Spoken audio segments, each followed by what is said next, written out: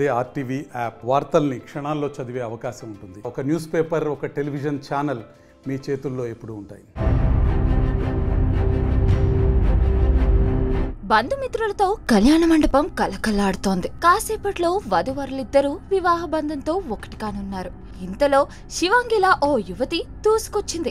నాకు అన్యాయం చేసి మరో అమ్మాయిని పెళ్లి చేసుకుంటావా అంటూ తన వెంట తెచ్చుకున్న యాసిడ్ కత్తితో బీభత్సం సృష్టించింది.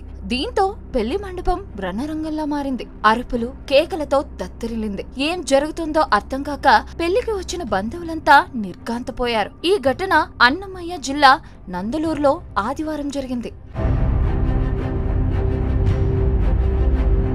మ్యాటర్ ఏంటంటే, రైల్వే కోడూరుకు చెందిన సాయద్ బాషా తనతో 10 ఏళ్లుగా వివాహేతర సంబంధం కొనసాగిస్తున్నాడని తిరుపతికి చెందిన ఓ యువతి చెబుతోంది. బాషా కొద్ది రోజులుగా కనిపించకుండా తిరుగుతుండడంతో అనుమానం వచ్చిన ఆమె అతన్ని వెతుక్కుంటూ రైల్వే కోడూరుకు వచ్చి ఆరా తీసింది. ఆదివారం నందలూరులో బాషా వివాహం జరగనుందని తెలుసుకొని నేరుగా వివాహం జరిగే షాదీఖానా వద్దకు వచ్చింది. తనను మోసం చేసిన విషయంపై వరుడిని నిలదీసేందుకు ప్రయత్నించడంతో ఘర్షణ జరిగింది. దీంతో ఆమె వెంట తెచ్చుకున్న యాసిడ్ కత్తితో బాషాపై దాడికి యత్నించింది. అక్కడున్న బంధువులు అడ్డుకునే ప్రయత్నం చేయగా తోపులాటలో వరుడి పక్కనే ఉన్న కరిష్మా అనే మహిళ ముఖంపై యాసిడ్ పడి గాయాలయ్యాయి. ఈ ఘటనతో ఆగ్రహించిన బాషా కత్తితో ప్రియురాలు వీపు, భుజంపై బలంగా పొడవడంతో గాయాలయ్యాయి. గాయపడిన 2 మహిళల్ని స్థానిక ప్రైవేటు హాస్పిటల్లో చేర్పించి ట్రీట్మెంట్ అందిస్తున్నారు. వారికి ప్రాణాపాయం లేదని డాక్టర్స్ నిర్ధారించారు. తమకు న్యాయం చేయాలని వధువు తరపు బంధువులు పోలీసులను ఆశ్రయించగా